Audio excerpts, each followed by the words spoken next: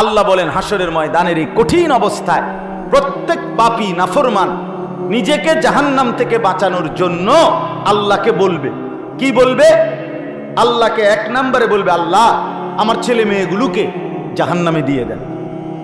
দুই, অসাহিবাতিহি আমার স্ত্রীকে জাহান্নামে দিয়ে দেন। ও আখিহি আমার ভাই বোনকে জাহান্নামে দিয়ে দেন। ও ফাসিলাতিহিল্লাতি তুযি আমার পাড়া পড়শিকে জাহান্নামে দিয়ে দেন। ওমান ফিল আরদি জামিআ আল্লাহ পৃথিবীর সমস্ত মানুষকে জাহান্নামে দিয়ে দেন। সুম্মা ইউনজি অতঃপর একলা আমারে শুধু বাঁচায়, আমারে বাঁচায়। আল্লাহ প্রয়োজনে সবারই জাহান্নামে দিয়ে দেন, আমারে দিয়ে না। বয়স্ক বাবা যারা আছেন আপনাদেরকেও বলি, বাবা জিন্দিগির হিসাব মিলায়া যান, জীবনের হিসাব মিলায়েন। কি নিয়া কি রাইখা কবরে যাচ্ছেন। আল্লাহ তাআলা কোরআনে বলছে, আলিমাত নাফসুম মা কদ্দামাত ওয়া আখখারাত।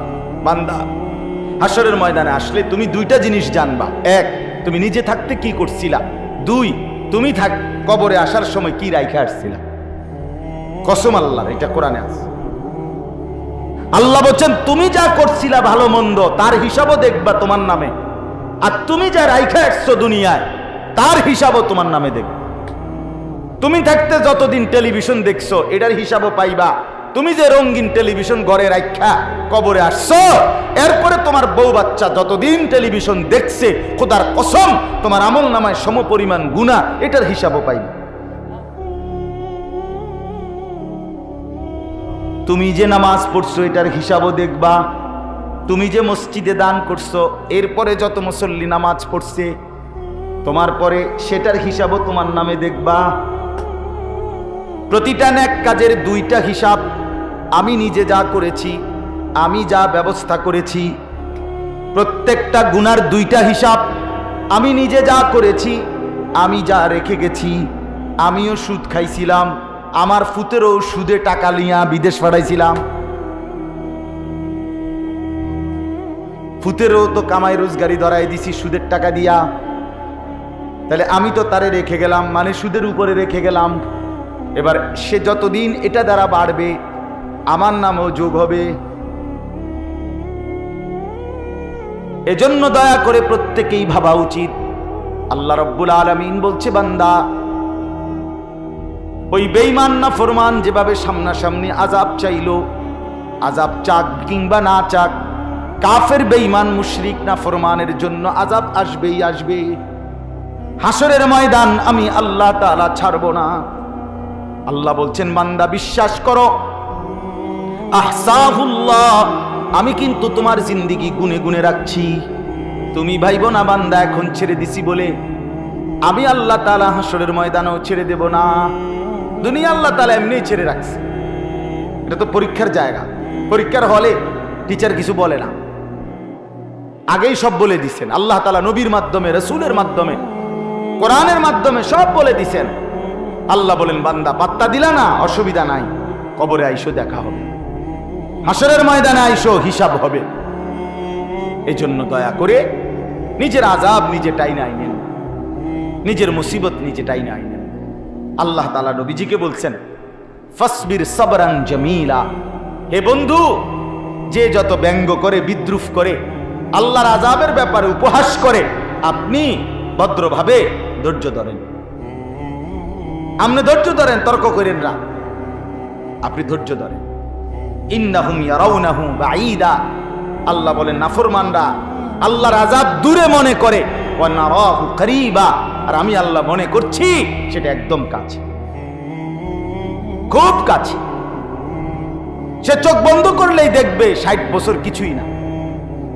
আখিরাত এত লম্বা, কবরের এক রাত এত লম্বা, কবরের 1 ঘন্টা এত লম্বা। আল্লাহ তাআলা বলেন, ইয়াউমা তাকুনুস সামাউ কাল মুহল, যখন আসমান গলিত তামার মতো গলে গলে পড়বে, ইসরাফিল ফু দিলে, ওয়া তাকুনুল জিবালু কাল ইহন, আর পাহাড়গুলো পশমের মতো, তুলার মতো উঠতে থাকবে। আল্লাহ তাআলা বলেন, সেদিন যখন হাসরের মাঠ কায়েম হবে, তখন আমার আযাবের চূড়ান্ত রূপ, আমি আল্লাহর চূড়ান্ত আযাব দেখতে পাবো। ওয়ালা ইউসআলু হামিমুন হামিমা, তখন কোন বন্ধু, কোন পরিচিত জন কেউ কাউকে কিছুই জিজ্ঞেস করবে না। ইউবাসসারুনাহুম, অথচ একে অপরকে, এই যে এখন আমরা যেমন একজন আরেকজনকে দেখতেছি, আল্লাহ বলেন হাসরের ময়দানে প্রত্যেক পরিচিত ব্যক্তি তার অপর পরিচিত ব্যক্তিকে দেখতে পাবে সরাসরি, কিন্তু কেউ কাউকে একটা শব্দ কথাও জিজ্ঞেস করবে না। দেখবে বাবা, দেখবে এই যে ছেলে আমার, ছেলে দেখবে এই যে ইনি আমার আব্বা, স্বামী দেখবে ওই যে আমার স্ত্রী, স্ত্রী দেখবে এই যে আমার স্বামী, স্বামী যার যার পরিচিতকে যার যে দেখবে, বন্ধুদেরকে দেখবে, কিন্তু আল্লাহ বলেন কেউ কাউকে কিছুই বলবে না। ইয়াওয়াদ্দুল মুজরিমু লাউ ইফতাদি মিন আযাবি ইয়াউমিইদিন বিবানি। এই শেষ কথাটা দেখেন, আল্লাহ বলেন হাসরের ময়দানের এই কঠিন অবস্থায় প্রত্যেক পাপী নাফরমান নিজেকে জাহান্নাম থেকে বাঁচানোর জন্য আল্লাহকে বলবে। কি বলবে? আল্লাহকে এক নম্বরে বলবে, আল্লাহ আমার ছেলে মেয়েগুলোকে জাহান্নামে দিয়ে দেন। দুই, ওয়াসাহিবাতিহি, আমার স্ত্রীকে জাহান্নামে দিয়ে দেন। ওয়া আখিহি, আমার ভাই বোনকে জাহান্নামে দিয়ে দেন। ওয়া ফাসিলাতিহি আল্লাতী তু'যি, আমার পাড়া পড়শিকে জাহান্নামে দিয়ে দেন। ওমান ফিল আরদি জামিআ, আল্লাহ পৃথিবীর সমস্ত মানুষকে জাহান্নামে দিয়ে দেন। সুম্মা ইউনজি, অতঃপর একলা আমারে শুধু বাঁচায়, আমারে বাঁচায়। আল্লাহ প্রয়োজনে সবারই জাহান্নামে দিয়ে দেন, আমারে দিয়ে না, এভাবে চাই। আল্লাহ বলেন কাল্লা, কখনোই না। ইন্নাহা লাযা, বান্দা জাহান্নামের আগুন হলো লেলিহান শিখা। নাজ্জাতাল লিশাওয়া, আল্লাহ বলেন জাহান্নামের আগুন প্রত্যেকের শরীরের পশম চামড়াগুলো খসে খসে ফেলে দিবে। তাদউ মান আদবারা ওয়া তাওয়াল্লা, জাহান্নামের আগুন ডাক দিবে ওই মানুষগুলোকে যারা আল্লাহর হুকুম থেকে পিছনে চলে গেছিল। ওয়া তাওয়াল্লা, আল্লাহর হুকুম থেকে পৃষ্ঠ প্রদর্শন করেছিল। ওয়া জামাআ ফাআওয়া, এবং দুনিয়াকে এই পরিমাণ জমা করে নিজেরা দুনিয়াকে কামড়াইয়া আগলাইয়া ধরে রাখছিল। আল্লাহ বলেন হাসরের ময়দানে জাহান্নাম ওই নাফরমানগুলোকে নিজেই ডেকে ডেকে আগুনের মধ্যে ঢুকাবে। শেষ আয়াত। হ্যাঁ বন্ধু আমার, চলেন সবাই মিলে ভাবেন, নিজের উপরে রহম করেন, নিজের ভালো বোঝেন। যুবক ভাই তোমাদেরকেও বলি, ভাইয়া নামাজ পড়ো ভাই, নিজের ভালোটা কমপক্ষে বোঝা দরকার।